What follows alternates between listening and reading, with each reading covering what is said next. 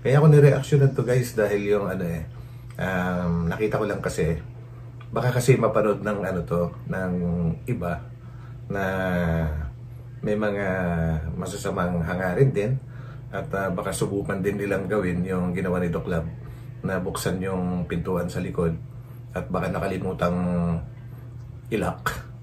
Nako, yan na. So sana ay palagi po nilang ilalak yung pintuan sa likod kapag nasa harapan sila, kapag nasa tindahan po sila, dahil kagaya na sabi ko, maingay sa harap sa may kalsada, kaya disimulado yung kung ano man yung nangyayari po sa likod. So, cause I don't give a fuck what you say.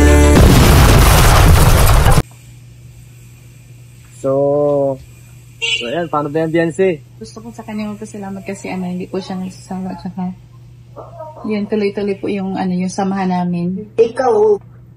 Grabe guys, gusto ni Biancy magpasalamat kay Papa Eds dahil tuloy-tuloy lang daw yung kanilang samahan, at hindi nagsasawa. Siyempre, kailan ba naman magsasawa si Papa Eds? Alam naman natin at ramdam natin lahat, kung gaano niya ka mahal si Biancy at kung paano niya ito sinusuportahan. So yan guys, tuloy lang natin itong pampagod vibes ni Kuya Val, and kapansin-pansin dito guys na yung galing ni Dr. Lab po sa acting, and napapasaludo ako sa kanya. Salute!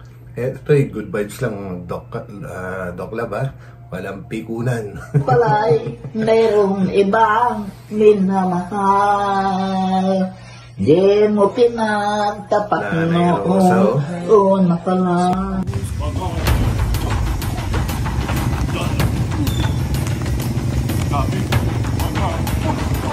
Grabe.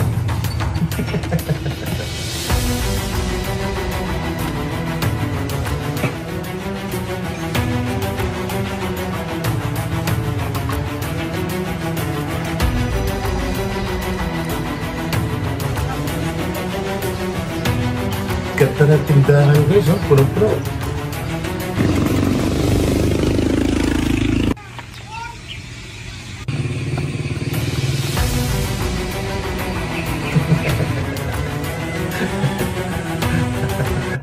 Ewan ko kung totoong gwardiya ba ito si Doc Lab o parang iba eh.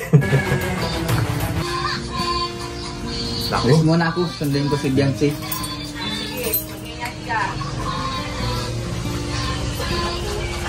Yari.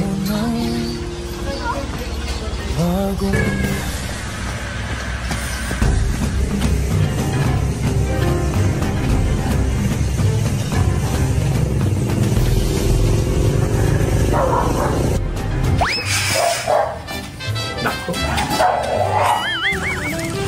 Sa mundo, hamon at gabi, pangarap nila'y di maabot sa bawat duha. So yun guys, natutuwa lang ako kay Tiko, yung aso ni Biancy na ito. Dahil alam ko close sila ni Doc Lab dahil laging pinakakain ni Doc Lab yan eh. Pero kahit pala aso guys, pagka yung mga kagaya ni Doc Lab na dati na niyang kaibigan, kapag nag-ibang anyo, siguro nararamdaman ni Tiko na merong masamang binabalak si Doc Lab. Siyempre, si Tiko mas panik pa rin kung kanino siya talaga, kung sino talaga yung tunay na amo niya, Grabe yung galit ni Tiko dito guys, Nagniningning mga bituin di magagapi, iba't ibang kwento, isang tibok. Ayan na.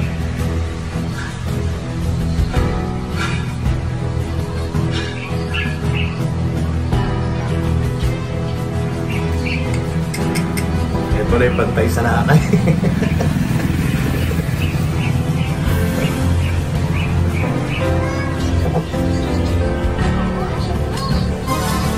Grabe, nakakatakot si Doktor.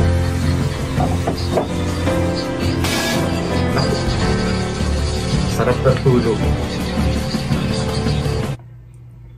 Ayan guys, si Butchog ang talagang isa dito na may tuturing na witness. Tsaka si Tiko, Sila yung nakakilala kay Doc Lab.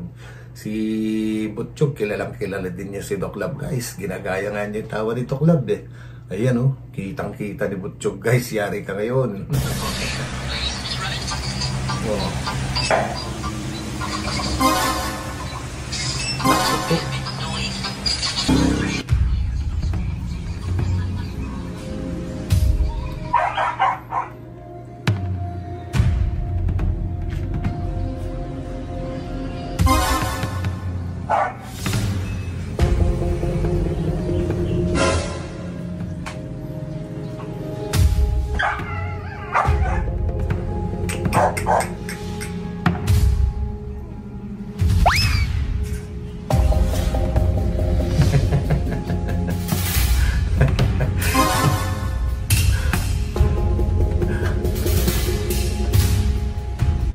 Ito guys ito seryoso to ha.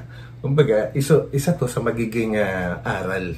Itong pagpasok ni Doc Lab dito sa likod po ano. Yan ang dapat bantayan ng pamilya ni Viancy na siguro dahil mas tumatambay na sila ngayon sa tindahan po ano. Syempre, pagka nasa tindahan ka, ngayon pagka may papasok sa likod, mahirap marinig dahil may mga dumadaan na mga sasakyan sa harapan. Kumbaga nakakaano yan, hindi mo na maririnig yung iba.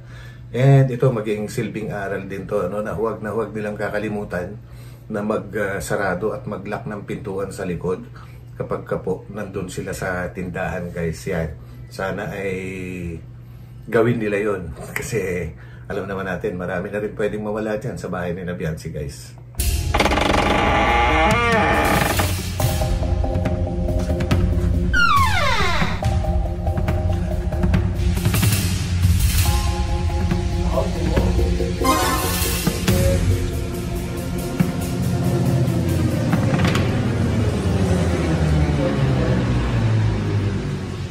Grabe mga sound effects ni Kuya Bal. Lako po. Ginutom ang Guardia Civil. Sa mundo ng hamon at gabi, pangarap nila'y di maabot. Sa bawat luha nagniningning Nako. mga